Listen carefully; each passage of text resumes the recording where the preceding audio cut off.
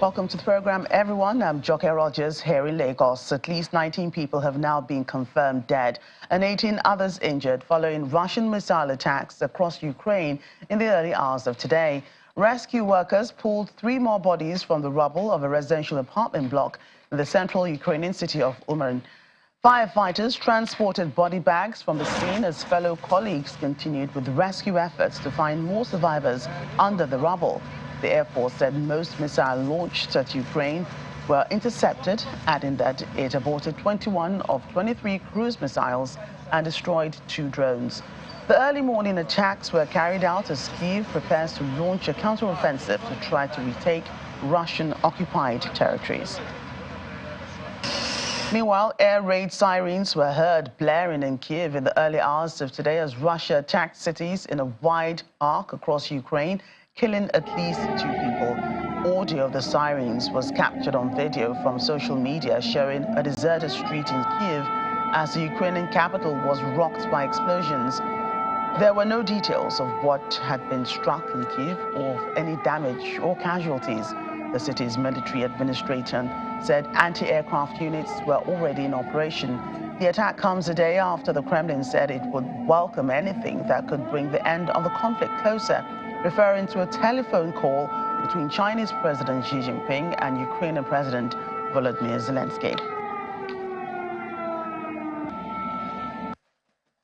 In the meantime, at least 1 person was injured after a house and an apartment building was shelled in the Russian-controlled Donetsk region.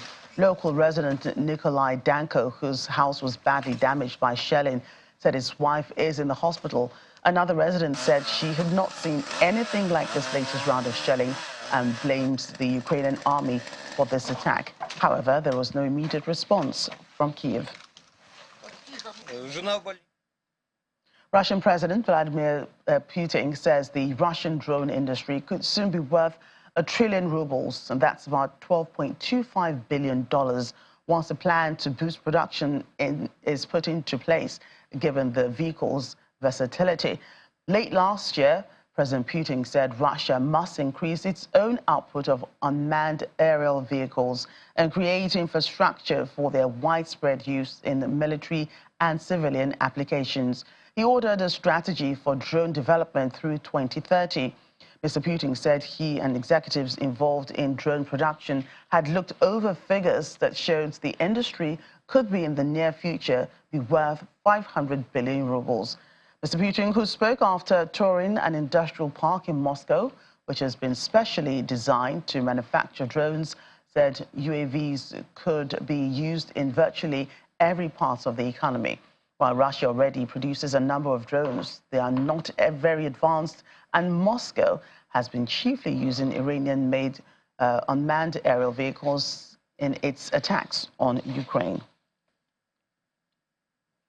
South Korean President Yoon Suk-yeol has told U.S. lawmakers it's necessary to speed up trilateral cooperation with Japan and the United States to counter increasing North Korean nuclear threats, and that the world must not shy away from promoting freedom for the North. President Yoon, on the 4th day of a state visit to mark the 70th anniversary of the U.S.-South Korean alliance, also vowed in a speech to a joint meeting of Congress that South Korea would actively work to safeguard the freedom of the people of Ukraine and support their reconstruction efforts. He was greeted with standing ovation and repeated loud cheers in a packed House of Representatives chamber. The Korean people rose from the ruins of war to build a thriving nation. And at every step, America has stood together with Korea. We have many reasons to celebrate our platinum anniversary. We had no guarantees of success when it started.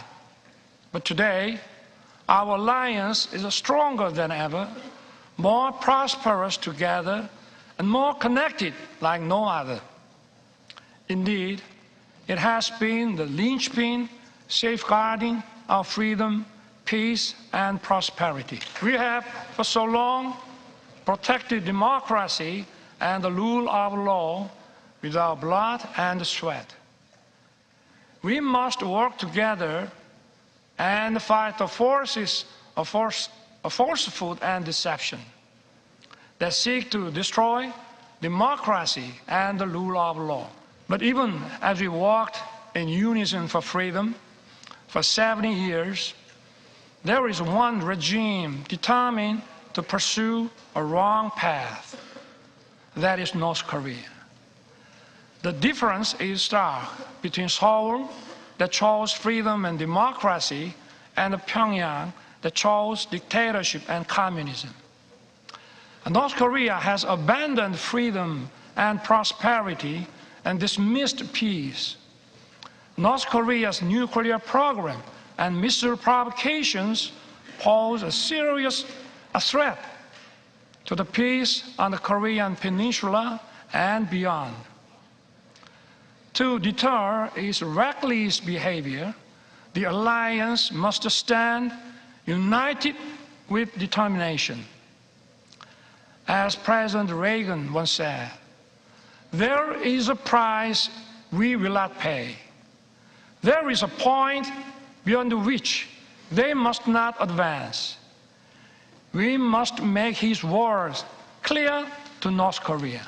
Yesterday, President Biden and I agreed to strengthen the U.S. extended deterrence. Along with close Korea-U.S. coordination, we need to speed up Korea, U.S., Japan trilateral security cooperation to counter increasing North Korean nuclear threat. Thank you. My government will respond firmly to provocations, but at the same time, we will keep the door open for dialogue on North Korea's denuclearization. Last year, I proposed the audacious initiative. It will significantly improve North Korea's economy and livelihood. All Pyongyang has to do is to stop its nuclear program and begin a substantive denuclearization process. And NATO Secretary General Jens Stoltenberg says the allies and partner countries have provided Ukraine with 1,550 armored vehicles and 230 tanks to form units and help it retake territory from Russian forces. Mr. Stoltenberg said that the deliveries constituted more than 98% of the combat vehicles and promised to Ukraine during Russia's invasion and war, giving Kyiv a bigger punch as it contemplates launching a counteroffensive. More than 30,000 troops are estimated to make up the new brigades. Ukraine's allies have also sent vast amounts of ammunition, and some NATO partner countries, such as Sweden and Australia, have also provided armored vehicles.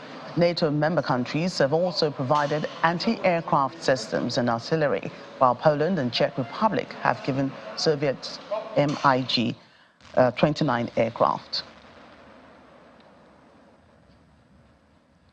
The Russian Armed Forces has brought some of its own military hardware to central Moscow ahead of a nighttime rehearsal on Red Square for the annual World War II Victory Day parade next month.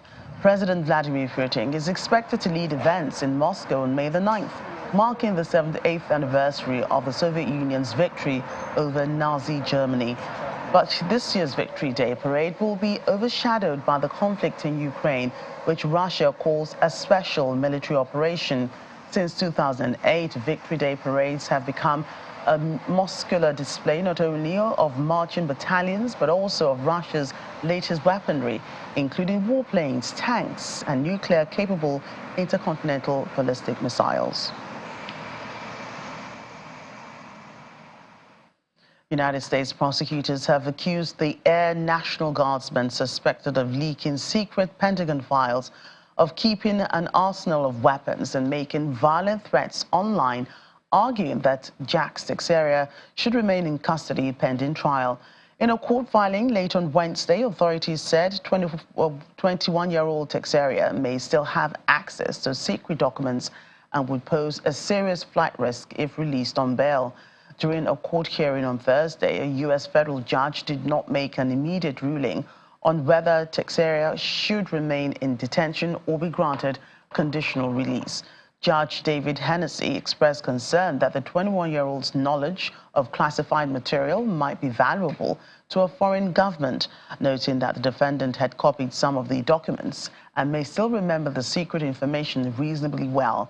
Charged with unauthorized disclosure of classified national defense information in violation of the Espionage Act, the suspect faces 25 years in prison and potentially far more. Well, the VOA's Anna Chernikova joins me now from Kyiv. Anna, good to see you today. Good evening. So give us more detail on the latest missile attack on cities across Ukraine on people today. Yeah, it was quite a tough night here in Ukraine. Unfortunately, a lot of people died over the night today. So air raid alarm began at around 4:30 in the morning when everyone was sleeping at their homes, and it was across the country. In about half an hour, reports started to come from different parts of the country about the explosions.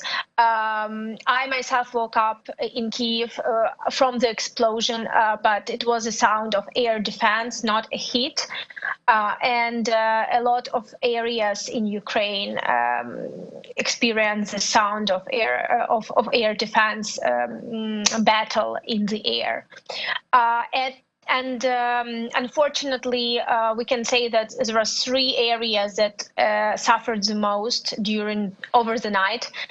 First of all is, of course, the city of Uman, which is Cherkasy region in the central part of the country. For the moment, we know about 22 people killed. It was just an update just came in a couple of minutes ago. And unfortunately, these 22 people killed includes 3 children. 18 people are injured and 9 of them remain in the hospital. So their condition is not very, simple.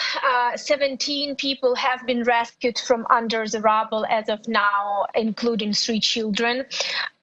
67 people have already received psychological support because basically this area in Uman is a residential area and a couple of buildings were damaged, but one particular block was completely destroyed and a lot of people don't know what's going on and what's happening with their friends, with their relatives, with their neighbors.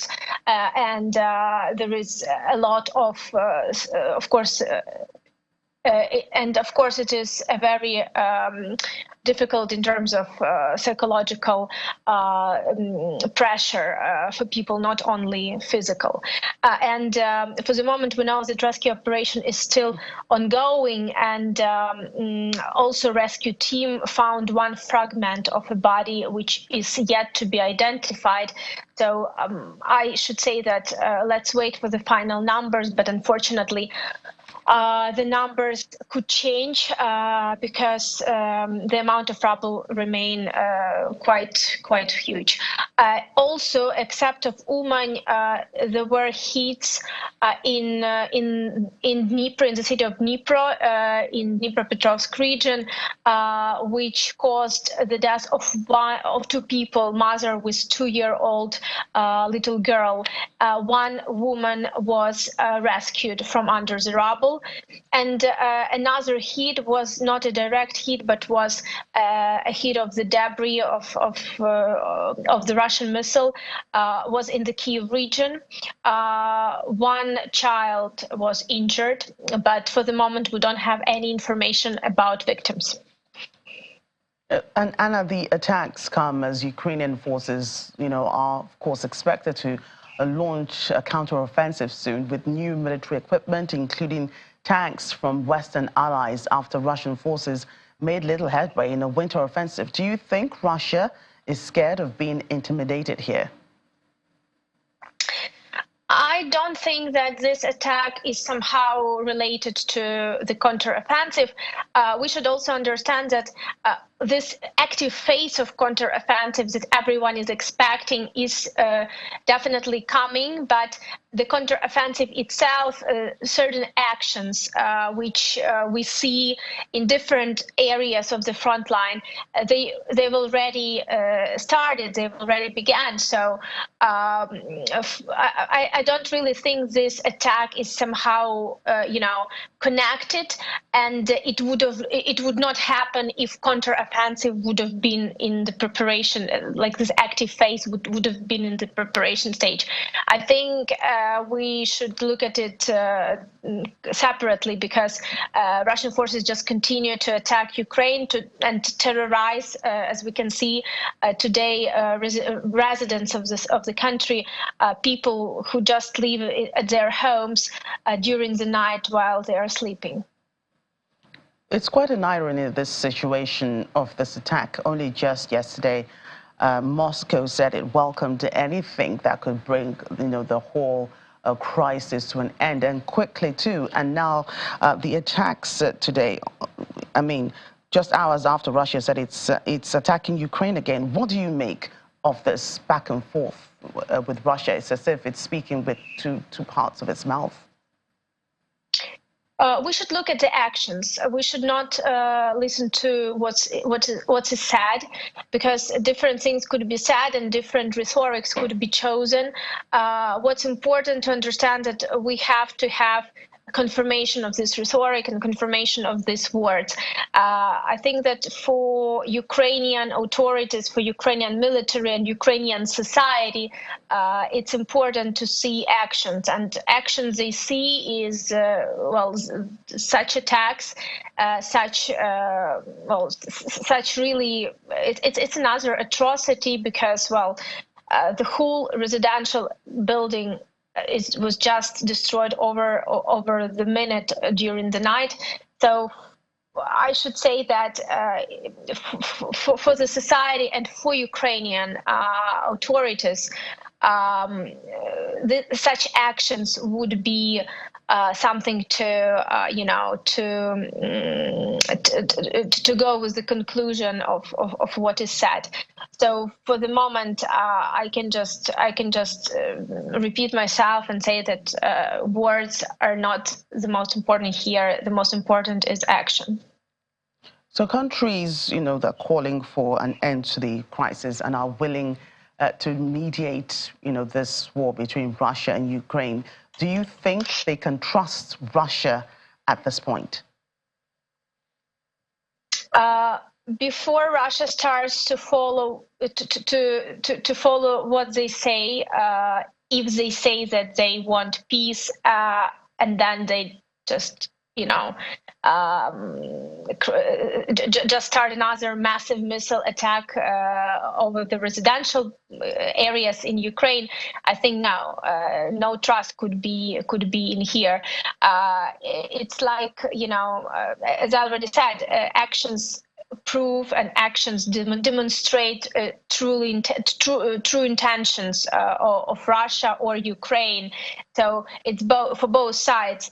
Both sides should demonstrate with actions what they are ready to. And for the moment, we do not see Ukraine bombing residential areas in Russia, but we see Russia bombing residential areas in Ukraine. So before any negotiations and before any trust, it should be clear actions. And this is why President Zelensky of Ukraine and also Ukrainian officials highlight every time they talk about possible negotiations in the future, they highlight that Russian forces should be out of the country, and Russian missiles should be out of the country, because before that it could not be trust.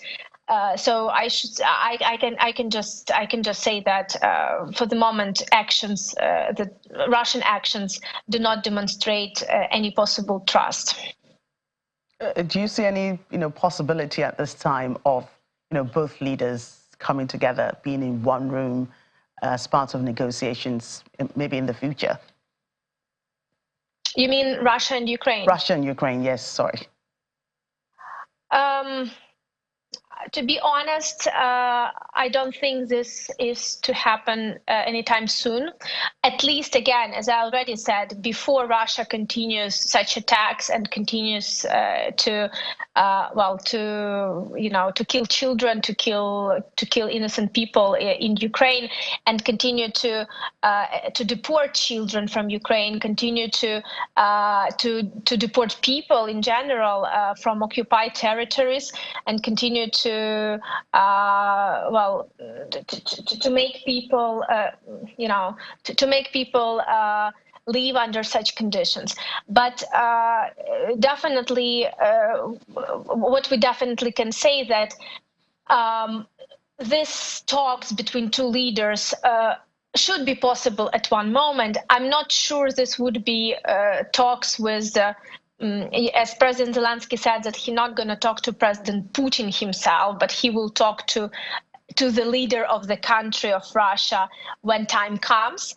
So I don't know how, and I think that not a lot of experts would tell you exactly at this point how these negotiations would go and how they would, proceed. But it looks like that.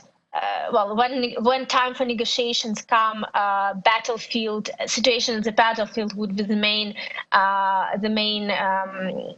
point, the main criteria. And for Ukraine, for the moment, the main negotiation is happening at the battlefield, and this active phase of counteroffensive, which everyone is expecting, is basically to decide how these negotiations would begin and would last even. So we will have to see how all this would turn out. So, Anna, finally, Russia continually denies deliberately attacking civilians, and oftentimes their missiles always end up in civilian areas, just like we've seen, on a couple of cities overnight. So, and early this morning, what do you make of Russia's denials?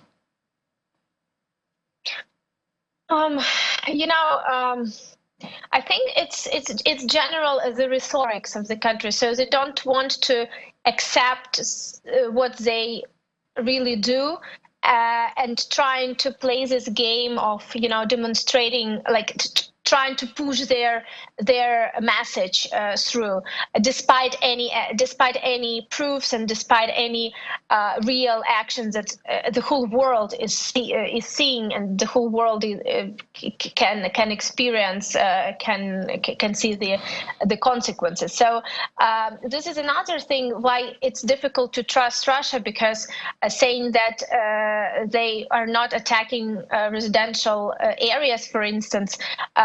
Here in Uman, these images that we see right now, there were no military objects around. There were no military bases or anything like this. Uman is quite a little city, famous for its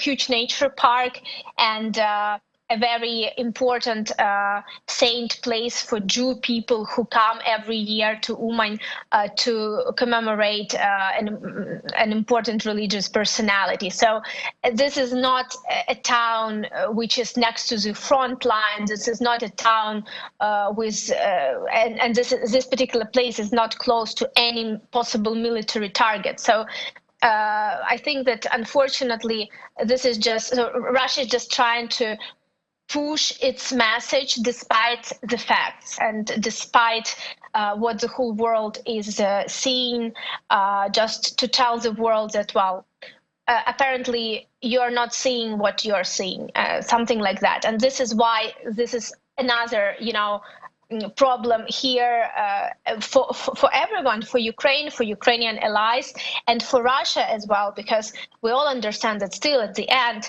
at one point, we will get to this point of negotiation. So it's just going to take longer than sooner if such rhetorics continue.